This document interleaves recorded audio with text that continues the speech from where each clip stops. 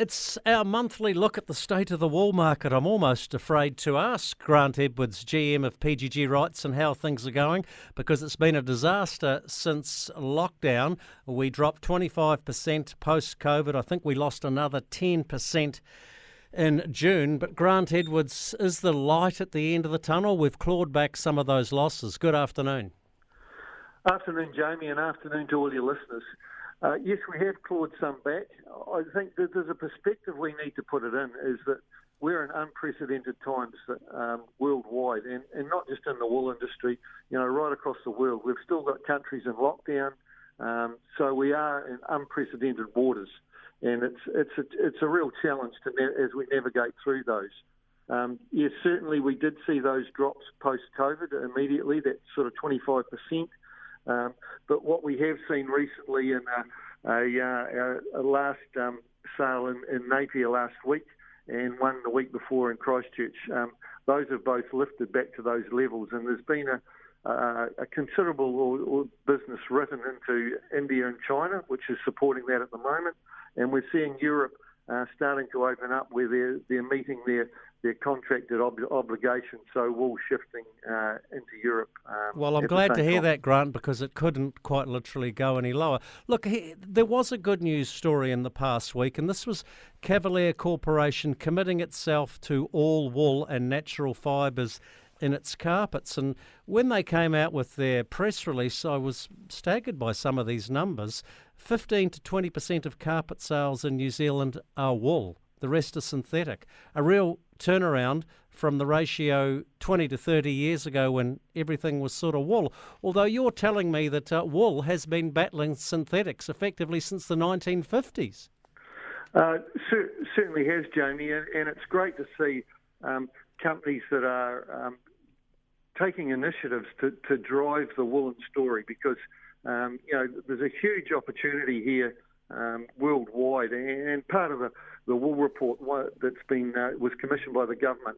A key driver in that is we need to increase demand, and we do that by getting to consumers, telling that wool story, Jamie. Yeah, but we've been trying to tell wool stories for as long as I can remember, Grant. We just need, realistically, not a story, we need some more end uses for this product. And Chris Russell, our Australian correspondent, yesterday was talking about, for instance, using wool containers to pack your hamburgers in rather than cardboard or polystyrene.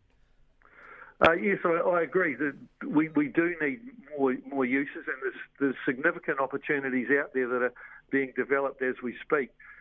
There's also the biodegradable, and I know I do hark on that every time we talk just about, but there's a huge opportunity of this. This is a wonderful fibre, and we're not getting it out to the marketplace as we should be. Well, maybe we need a wool board. Go back to the good old days when we mass marketed it, or we had a fund to mass market around the world. I'm not saying necessarily we need a wool board, but we need, I believe we need a governance body to market wool internationally from a combined industry effort, Jamie. Yeah. How are you going to fund that, Grant? I don't think farmers would be too keen to dish out for it at the moment. They see wool as a complete waste of time. There is, to a degree, Jamie, but we're dealing with farmers all the time, and there's a real passion there still within the farming industry for the product. They know how good wool is. And it's not just, I'm not at this stage suggesting a levy. I think there's got to be a plan in place before you look at the funding lines that need to do that. And that's where largely, I believe, any sort of funding challenges in the past have to a degree fallen over, because the plan hasn't been robust enough for people throughout the industry or wider or wherever to have the confidence to invest in it. Hey, Grant, something lighter just to finish on. I note that wool, as we mentioned earlier, has been battling synthetics since the 1950s. You found some old literature from way back when. Certainly did, Jamie. 1953, some media cuttings out of that we came across. Two key highlights were there. One was the greatest threat in wool's history is coming from synthetics. Crossbred wool is the most easily supplanted.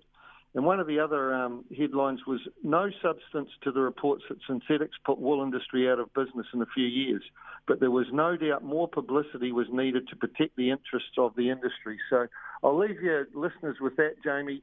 We need to get on as an industry, that's right across from farmers, right throughout the industry, and promote this product, this fibre, which is a magnificent fibre. Well, you keep up the good fight. Grant Edwards from PGG Wrights and Wool, thanks for your time. Thanks, Jamie.